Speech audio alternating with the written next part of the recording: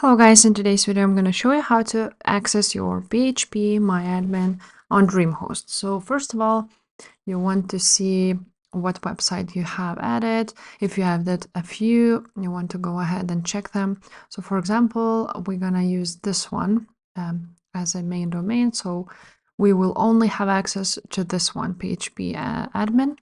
Now you want to go ahead and click right there, MySQL databases. You want to go ahead and click here. And now you want to scroll down.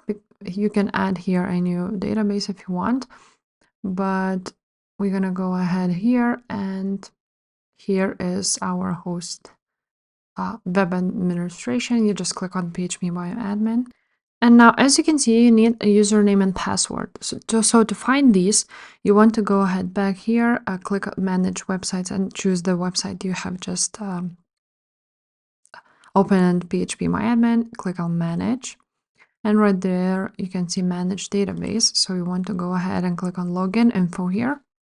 And now, as you can see, this is the host name, which is for that phpMyAdmin. Here is the username, which you can copy. Go ahead here and enter it.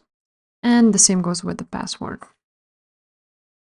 And you just click Login. And here it is. Now you can access your phpMyAdmin databases. And yeah. If this video was helpful, please leave a like, subscribe to this channel, and I will see you next time. Bye.